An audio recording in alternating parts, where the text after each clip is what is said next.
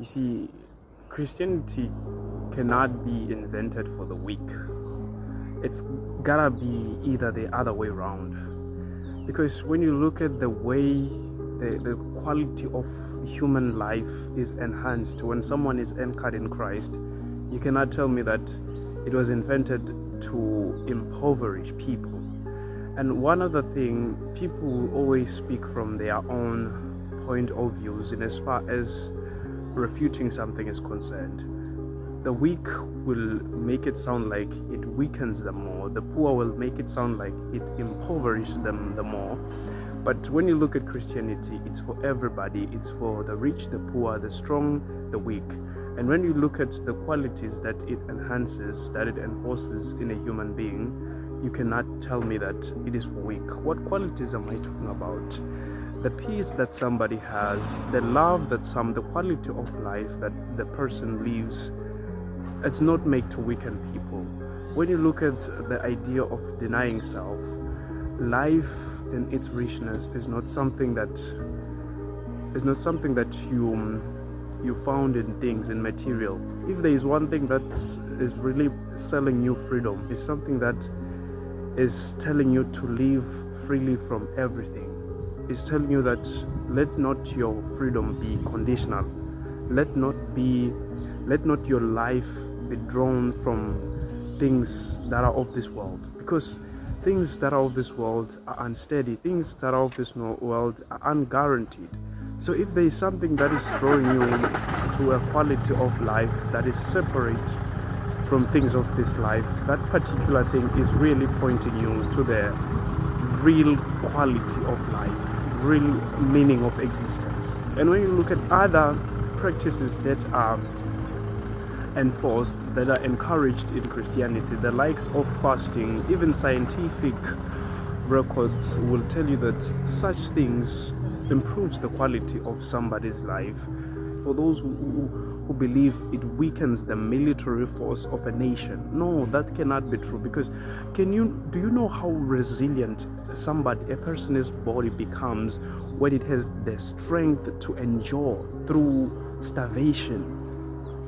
And I cannot even touch the spiritual phenomenon of it, because man, we as people have so much void. You see, we are floating, man, in uncertainty.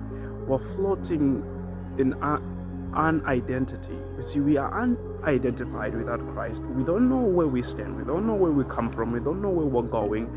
And the spiritual part of Christianity is that it anchors the spiritual man, that somehow you become someone that is now hoping and trusting in something that is beyond this world. Because man, this world is fractured. No, everybody can see that, even a baby. And to have something above that thing is life improvement. No, it's not life reduction. It's definitely life improvement. And let me say, some people feel like Christianity is delaying them to be successful, or else they cannot stand Christianity if they finally become successful. I beg to differ with that, because with the slight improvements that are happening in my life, instead of being satisfied with what I've already accumulated, I still feel the void. In fact, I want Him more than the things that I have already worked for and achieved in my life.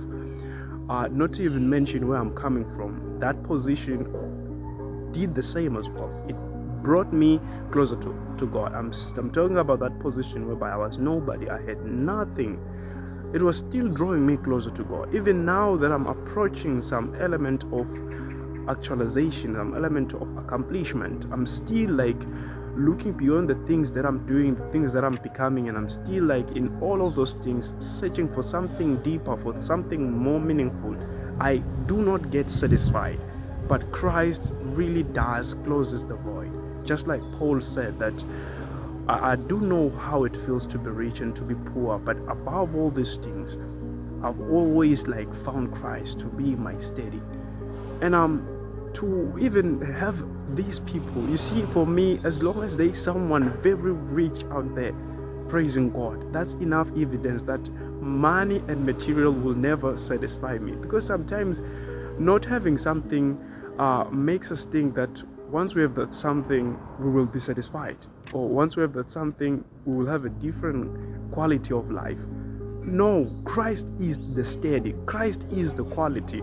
As long as there is somebody who've got millions of dollars in his bank account, but he's still yearning for Christ, he's still crying for purpose, he's still feeling unsatisfied, he's still bowing, kneeling, obeying Christ.